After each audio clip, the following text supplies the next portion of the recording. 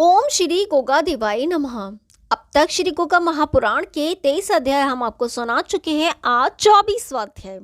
जब महारानी बाछल को उनकी माता सारंदी ने अकेले आते हुए देखा तो दोनों माँ बेटी गले से चिपटकर जी भर कर खूब रोई और सखी सहेलियां महारानी बाछल का आना सुनकर उन्हें देखने व राजी खुशी पूछने महल में आकर इकट्ठी हो गई, जहां दोनों माँ बेटी गले मिलकर रो रही थीं। बड़ी मुश्किल से सखियों ने धीरज बंधाकर दोनों माँ बेटी को अलग किया। तब माँ बेटी ने अपने अपने आंचल से आंसुओं को पूछा। इसके पश्चात रानी सानंदे अपनी बेटी को पुचकार कर ससुराल वालों की राजी खुशी पूछने लगी और अपने दामाद राजा जेवर सिंह की राजी खुशी पूछने लगी। अपनी माता को अधीर देख रानी बाछल ने अब तक की सारी घटना बयान कर दी और कहने लगी, माता जी, आप भली प्रकार समझ गई होंगी कि इन सब बखेड़ों की जड़ मेरी नंद छबील देही है। उसी ने अपने पिता के कान भरकर झूठी सच्ची बात बना मेरी तरफ से मेरे ससुर जी का मन फेर दिया। उन्होंने भी अपनी बेटी की बात को पत्थर की लकीर समझकर तुरंत ही रथवान को बुलाकर हुक्म दे दिया कि दिन निकलने से पहले ही मुझे रथ में बिठाकर सिरसापाटन छोड़ आए। उन लोगों ने गुरु गोरखनाथ के वरदान को मेरे पति के मौजूद ना होने के कारण मुझे बदचलन समझ अपने घर से निकाल दिया। अगर माता जी मेरी बात में बाल भर भी फर्क निकले तब मुझको आप जिंदा जमीन में गड़वा देने का पूरा अधिकार रखती हो। आप पूर्ण विश्वास करें, संतों की सेवा और दान पुण्य से प्रसन्न होकर ही गुरु गोरखनाथ जी ने मुझे जो वरदान दिया है मेरे पेट में वही पल रहा है। अपनी बेटी के दुखों से भरपूर दास्तां सुनकर रानी सारंगदे ने अधीर हो अपनी दासी द्वारा अपने पति कुंवरपाल सिंह को दरबार में बुलवाकर सारी राम कथा कह सुनाई। अपनी पत्नी की बात से राजा का मन नहीं भरा। वह खुद अपनी बेटी से तर्क वितर्क करके पूछने लगे और सब वार्तालाप समझने के पश्चात बोले, बेटी बाछल, अगर तुम्हारी बात सच्ची है और उसमें झूठ और चालबाजी जरा भी नहीं है तो मैं तुम्हारे ससुर का दिमाग भली प्रकार सही कर दूंगा। परंतु बेटी, मुझसे कोई भी भेद की बात भूल कर भी ना छिपाना। अगर कोई बात कहने से रह गई हो तो मुझे बता डालो। ऐसा ना हो बाद में शर्मिंदगी उठानी पड़े। क्षत्रिय गर्दन झुकाना पसंद नहीं करता, मरना पसंद करता है। अपने पिता कुंवरपाल सिंह की बात सुनकर रानी बाछल बोली, पिताजी, मुझे अफसोस के साथ कहना पड़ता है कि आप अपनी बेटी को भली प्रकार समझ ही नहीं पाए। आपने मुझे कभी झूठ बोलना सिखाया ही नहीं, तो मैं झूठ बोल ही कैसे सकती हूँ। झूठ, सच, छल, फरेब, चोरी सब माता पिता की ही देन बच्चों को होती है। सब कुछ समझते हुए भी आप ऐसी बात कहकर मेरा अविश्वास क्यों कर रहे हो? अगर मेरी बात में बाल भर भी फर्क हो तो आप मुझे जमीन में गड़वा देना। आप देख लेना कि आपकी बेटी मर जाने के बाद भी सतवंती ही कहलाएगी। अपनी बेटी की बात सुनकर राजा कुंवरपाल सिंह संतुष्ट हो काफी हो गए। फिर धीरज धर कहने लगे, बेटी, तुम्हारी बात ठीक तो निकलेगी ही, फिर भी मैं परीक्षा लेना चाहता हूँ। मैं अपने महल के भीतर कुआं खुदवाकर कच्चे सूत के धागे से बुना पलंग उस पर बिछवाऊंगा।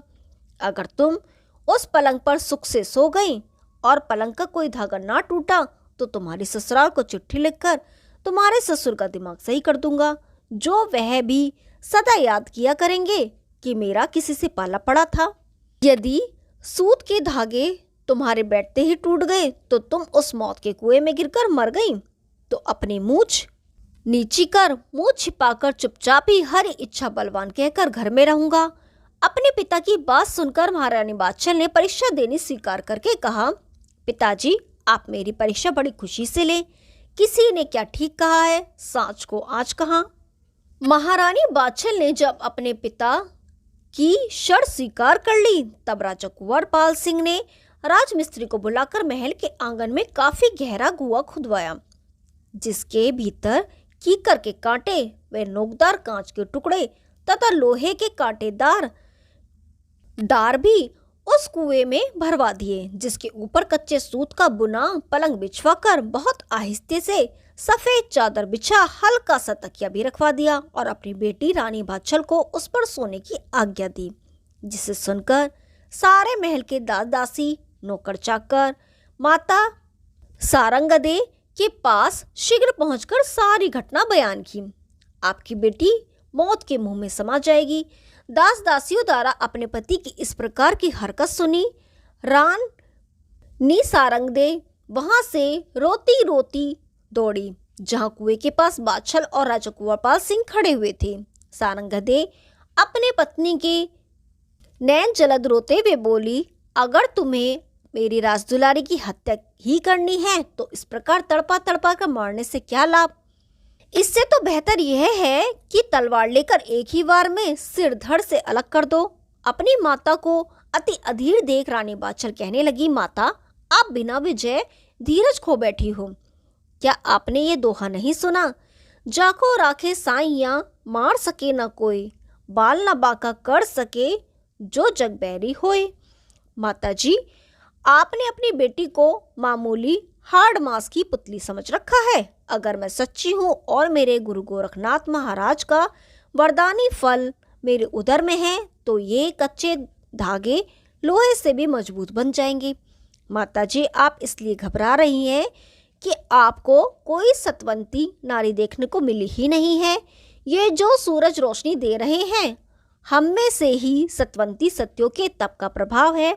आपको घबराने की जरूरत बिल्कुल भी नहीं है। आपको भली प्रकार विदित हो जाएगा कि मेरी बातों में सार है या नहीं।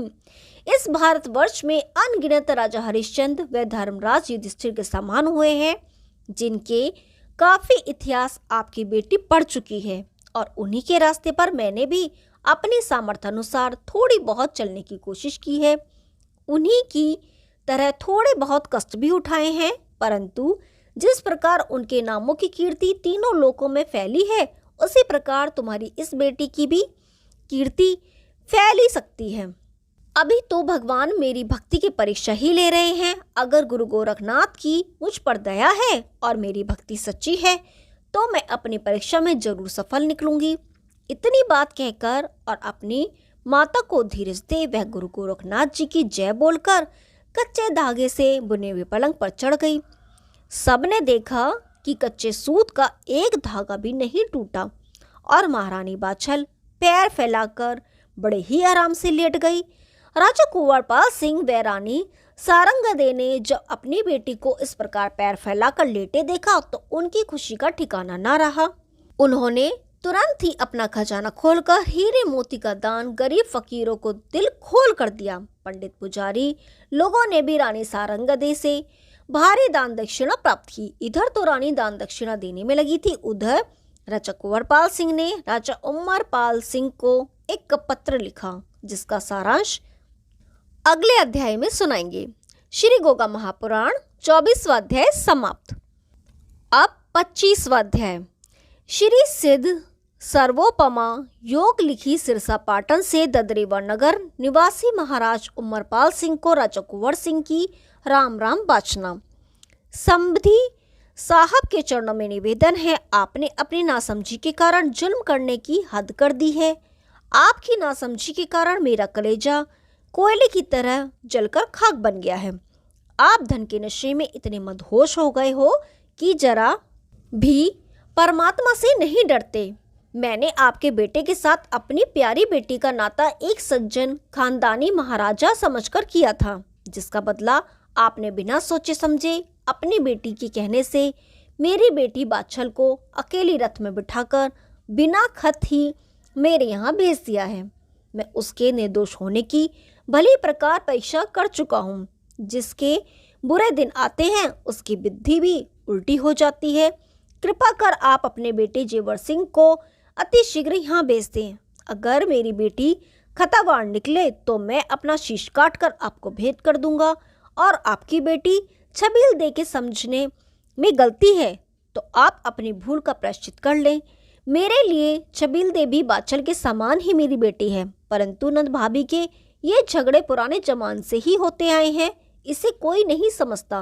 पत्रोत्तर तुरंत दे। आपका हितैषी राजा कुंवरपाल सिंह, सिरसा पाटन नगर। राजा कुंवरपाल सिंह ने सेवक को बुलाकर कहा, ये पत्र महाराजा उमरपाल सिंह के दरबार में पहुंचाकर उत्तर हाथों हाथ लेकर आना। राजा कुंवरपाल सिंह की आज्ञा सुनकर सेवक ने झटपट पत्र अपने झोले में रख लिया। सफर का सामान, खाना पानी लेकर उसने अपने राजा को नमस्कार किया। तब राजा कुंवरपाल सिंह ने अपने समधी महाराज उमरपाल सिंह को भेंट देने के लिए कीमती जवाहरात व रास्ते खर्चे के लिए मोहरें दी, जिन्हें उसने संभाल कर रख लिया। रात दिन का सफर कर लगभग 2.5 दिन में बागड़ देश के ददरेवा नगर में राजा उमरपाल सिंह के दरबार में पहुंच सेवक प्रणाम कर चरणों में मस्तक नवाया और अपने झोले से पत्र व भेंट का सामान निकालकर उनके सिंहासन पर धर दिया। राजा कुंवरपाल सिंह का पत्र पढ़कर और छबिलदे की बात समझकर राजा उमर सिंह बड़ी चिंता में पड़ गए। जेवर सिंह के भेजने की बात पढ़कर तो वे और भी चिंतित हो गए। प्रथम उन्होंने उस सेवक के नहाने खाने का इंतजाम किया। उसके बाद अपने महल में पहुंच अपनी बेटी छबिलदे को राजा कुंवरपाल सिंह की चिट्ठी पढ़कर सुनाई। चिट्ठी के हर शब्द पर गौर करके बाप बेटी ने परामर्श किया और पिता बोले कि बेटी अब क्या उत्तर देना चाहिए। छबिलदे बोली, पिताजी मेरी समझ में कुछ भी नहीं आ रहा है। वैसे तो बड़ी भाभी में कभी भी कोई अवगुण देखने को नहीं मिला, परंतु गर्भ की बात सुनकर मेरे तन बदन में आग लग गई। बिना मर्द के शरीफ नारियों के गर्भ रहता मैंने कभी नहीं सुना था। अब तो यह ठीक है कि भैया जेवर सिंह को वन के तलाश करके बुलवा लिया जाए, वह सिरसा पाटन जाकर जैसा उचित समझे करे। राजा उमरपाल सिंह को अपनी बेटी छबिलदे की बात जच गई। उन्होंने वन में जाकर राजा जेवर सिंह को खोज लाने के लिए चारों तरफ दूतों को रवाना किया और राजा कुंवरपाल सिंह को पत्र लिखकर उत्तर दिया, हम शीघ्र ही कुंवर जेवर सिंह को सिरसा पाटन आपके पास भेजेंगे। हमें आपसे बेहद हमदर्दी है। नाराज होते हुए भी आपने मुझे भेंट भेजी है, आपका बहुत बहुत धन्यवाद। महाराज कुंवरपाल सिंह का सेवक राजा उमर सिंह से अपनी विदाई में हीरे मोती लेकर विदा हुआ और सिरसा पाटन पहुंचकर राजा कुंवरपाल सिंह को पत्र देकर बाकी समाचार सुना दिया। इस तरफ तो राजा उमर सिंह के दूत वन में राजा जेवर सिंह को खोजते फिर रहे थे और उधर जब महारानी बाछल गहरी नींद में सो रही थी तो उनका ही गर्भ स्वप्न में उनसे बोला, माताजी मैं नाना के यहाँ जन्म नहीं लूंगा। जो बच्चे अपनी ननिहाल में जन्म लेते हैं उसके साथी बच्चे उसे नौवा नौवा कहकर चढ़ाया करते हैं। अपने गर्भ की बात सुनकर महारानी बाछल की नींद खुल गई। महारानी बाछल असमंजस में पड़कर बोली, तू अच्छा मेरे गर्भ में आया, न दिन को चैन न रात को नींद। मेरे दुखों का तो अंत ही नजर नहीं आता। मैं तो तब तक जाने से नहीं रही जब तक कोई बुलाने नहीं आएगा। अपनी माता की बात सुनकर गोगा जी गर्भ से ही बोले, माता जी धीरज धर, अधीर मत हो, गुरु गोरखनाथ जी की कृपा होनी चाहिए। अब मेरा चमत्कार देखो। महारानी बाछल से इतना कहकर अपने बाबा उमरपाल सिंह की आंख में दर्द पैदा कर दिया और बुआ छबिलदे के सिर में आधा शीशी का दर्द, उस जिससे उमरपाल सिंह अपनी आंख पकड़कर बेचैन हुआ और बुआ छबिलदे अपना सिर पकड़े दुखी थी। उसे यही दिखाई दे कि मेरी दर्द वाली आंख बाहर निकलकर गिर पड़ेगी। इधर उन बाप बेटी का बड़ा बुरा हाल था। उधर अपने पिता राजा जेवर सिंह को सपने दिखाई दिया कि पिताजी आप शीघ्र सिरसा पाटन आकर मेरी माता बाछल को घर ले जाओ। मैं अपने घर पर ही पुष्प नक्षत्र में जन्म लूंगा। मैं नाना के घर जन्म नहीं लेना चाहता। इधर राजा जेवर सिंह इस स्वप्न के बारे में विचार मग्न थे और उधर दूत उन्हें ढूंढता हुआ वन में आ पहुंचा और राजा जेवर सिंह को उनके पिताजी की आज्ञा सुनाई। राजा जेवर सिंह अपने गुरु की आज्ञा लेकर दूत के साथ चल पड़े और चंद घंटों में अपनी नगरी ददरेवा में पहुंच महल में पधार अपने पिता को दोनों हाथ जोड़ मस्तक नवा प्रणाम किया। महाराजा उमर सिंह दर्द के कारण बड़े बेचैन थे, इसलिए अपने पुत्र को आशीर्वाद देकर हाय हाय करने लगे। इधर महाराज आंख से दर्द से दुखी थे, उधर से बहन छबिलदे अपने भाई को महल में आया जान सिर पकड़ते रोती हुई आ पहुंची। अपने पिता और बहन की बेचैनी राजा जेवर सिंह से देखी ना गई। उन्होंने तुरंत ही सेवक को भेजकर राज जोशी जी को महल में बुलवाया। जोशी जी के पधारने पर राजा जेवर सिंह बोले, पंडित जी मेरे पिताजी और बहन छबिलदे दर्द के कारण बहुत दुखी हैं, किसी दवा से भी चैन नहीं पड़ता है। पत्रे में देखकर ज्योतिष विद्या द्वारा बताए कि इनका दुख किस उपाय से दूर होगा। राज जोशी ने अपनी पोथी पत्रा देखकर और हिसाब लगाकर बताया कि आपकी रानी जी के घर में कोई महान अवतारी आत्मा विराजमान है। उस बच्चे के चमत्कार के कारण ही इन दोनों को बीमारी ने धड़ दबाया है, जिसका इलाज किसी भी वैद्य के पास नहीं है। आपके पिता व बहन के षड्यंत्र ने ही महारानी बाछल को बिना वजह घर से निकाला है। इससे इन दोनों को उस चमत्कारी बालक ने अपना चमत्कार दिखलाया है। जब तक महारानी बाछल घर पर नहीं आएंगी तब तक इन दोनों की बीमारी बजाय घटने के बढ़ने की संभावना अधिक है। राज जोशी की बातें उनके वन में देखे सपने से बिल्कुल मिलती जुलती थीं, इसलिए राजा जेवर सिंह के हृदय में बैठ गई। उन्हें विश्वास करना पड़ा कि बिना सिरसा पाटन जाए ये मुश्किल आसान नहीं होगी, मगर कौन से मुंह से वहां जाऊं? मुझे तो इन दोनों की करतूतों के कारण बड़ी लज्जा आ रही है। इन्होंने तो मुझे सर उठाने के काबिल भी नहीं छोड़ा, पर बिना जाए भी काम नहीं चल सकता, इसलिए जाना ही पड़ेगा। राजा जेवर सिंह अपने पिता राजा उमरपाल सिंह के से हाथ जोड़कर बोले, पिताजी, आपने जोशी महाराज की बातें सुनी, अब आप जैसी आज्ञा दें वैसा ही किया जाए। इस पर महाराज उमरपाल सिंह बोले, बेटा क्या करूं? अब तो मुझे अपना व छबीलदे का ही दोष दिखाई पड़ रहा है। इस समय तो सब घटनाएं हमारे प्रतिकूल ही हो रही हैं, इसलिए अपनी ससुराल सिरसा पाटन जाकर बहू को लाने में ही बेहतरी है। तुम अपने साथ फौज पलटन भी जरूर लेते जाना। राजा कुंवरपाल सिंह घमंडी तथा झगड़ालू आदमी है, क्या पता वहां युद्ध ही न छिड़ जाए। राजी नाराजगी जैसे भी बने बहू को तो लाना ही पड़ेगा। जहां तक बने लड़ाई झगड़ा ना करके ही काम निकाल लेना, इसी में बुद्धिमानी है। जब सीधी उंगली से घी निकलता ना दिखाई दे तब उंगली टेढ़ी करके घी निकालना चाहिए। अगर तुम समझते हो कि गलती अपनी तरफ से हुई है तो दो बातें नरम गरम सुनकर भी काम निकाल लेना। अपने पिता महाराज उमरपाल सिंह की बात राजा जेवर सिंह को भी भा गई। वह अपने पिता की आज्ञा अनुसार थोड़ी फौज पलटन सजा घोड़ी पर सवार हो मंजिल दर मंजिल सफर करते हुए सिरसा पाटन नगरी जा पहुंचे और अपने लश्कर के तंबू डेरे बाग में गड़वा दिए। राजा जेवर सिंह के पधारने की खबर बाग के माली द्वारा राजा कुंवरपाल सिंह को मिली। खबर मिलते ही वह अपने घोड़े पर सवार हो अपने दामाद से मिलने बाग में ही जा पहुंचे। अपने ससुर को बाग में आता हुआ देखकर राजा जेवर सिंह ने हाथ जोड़कर नमस्कार किया और बोले, पिताजी, जो भी बातें हुई हैं मेरी गैर मौजूदगी का कारण हुई है। आशा है आप हम सब की भूलें क्षमा करने की कृपा करेंगे। मैं अपने पिताजी की आज्ञा अनुसार ही रानी जी को लेने आया हूँ। उन लोगों को भी अपनी गलती का काफी पश्चाताप है। अपने दामाद की बातें सुनकर राजा कुंवरपाल सिंह का गुस्सा एकदम ठंडा पड़ गया और वे प्रसन्न हो उनका हाथ पकड़ बातें करते हुए उन्हें महल में ले आए और उन्हें अपनी रानी सारंगते के पास बैठाकर बाग में ठहरी फौज पलटन के खाने पीने के बंदोबस्त में लग गए। राजा जेवर सिंह के सिरसा पाटन के पधारने की खुशी में बड़ा भारी जश्न मनाया गया। तमाशे नाच गानों से नगरी में खुशी की लहर दौड़ गई। राजा जेवर सिंह सबकी निगाह बचाकर मौका देख महारानी बाछल से मिले, जो कुएं के पास अपने कच्चे धागे वाले पलंग पर विश्राम कर रही थी। जब उन्होंने राजा जेवर सिंह को अपने सामने खड़ा देखा तो उनकी आंखों से आंसुओं की वर्षा होने लगी। वह राजा जेवर सिंह से हाथ जोड़कर बोली, आपने मुझे तरसा तरसा कर अधमरी कर डाला, अब तो वन को न जाओगे। राजा जेवर सिंह मुस्कुरा के बोले, महारानी, अब वन क्यों जाऊंगा? अब तुम्हें भी तुरंत घर चल देना चाहिए।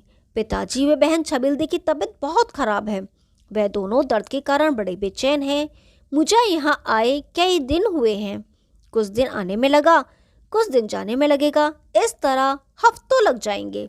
महारानी बाछल बोली, ठीक है, मैं आज ही माताजी को बुलवाकर आज्ञा लेती हूँ। यह सुन राजा जेवर सिंह पलंग पर बैठने लगे। तब महारानी बाछल घबराकर बोली, हे ये क्या करते हो? इस कच्चे सूत के बने पलंग पर सत्यधारी योगीश्वर गुरु गोरखनाथ जी के चेले ही बैठ सकते हैं। क्या इस पलंग पर बैठकर इस कुएं में गिरकर अपने साथ हमें भी मारोगे? इस पर राजा जेवर सिंह बोले, महारानी जी, आपको पता नहीं है, पर मुझे तो मालूम है, काट की संगत से लोहा भी तैर जाता है। तुम्हारे साथ इस पलंग पर मुझ पापी के बैठने से पलंग के धागे किस प्रकार टूट सकते हैं, ये बात मेरी समझ में नहीं बैठी। हाँ, ये हो सकता है तुम पलंग से दूर हटकर अलग हो जाओ और तब मैं बैठूं तो पलंग के धागे टूट जाएं और मैं कांटेदार कुएं में गिर सकता हूँ। इतना कहकर राजा जेवर सिंह पलंग पर बैठ गए और गोगावीर के चमत्कार व गुरु गोरखनाथ जी की दया के कारण धागों का एक तार भी नहीं टूटा और वह मुस्कुराते हुए अपने कमरे में चले गए। उनके चले जाने पर महारानी बाछल ने तुरंत ही दासी को भेजकर अपनी माता रानी सारंगधे को अपने पास बुलाया। उनके आने पर हाथ जोड़कर बोली, माता जी, इनके पिताजी व बहन छबीलदे दोनों बीमार हैं, इसलिए मुझे जल्दी घर पहुंचना है। कृपा कर अब आप मुझे विदा कर दें। रानी सारंगधे को अपनी बेटी की बात जच गई। वह अपने पति राजा कुंवरपाल सिंह से बोली, अब आप अपनी बेटी को शीघ्र विदा कर दो। दामाद जी को घर जाने की जल्दी है, उनके पिता व बहन बीमार हैं। रानी सारंगधे की बात सुनकर राजा कुंवरपाल सिंह ने विदाई का इंतजाम करवाया और भेंट वगैरह में कपड़े लत्ते, धन जेवर, मिठाई पकवान, जो कुछ भी बेटी दामाद को देना था देकर महारानी बाछल को विदा किया।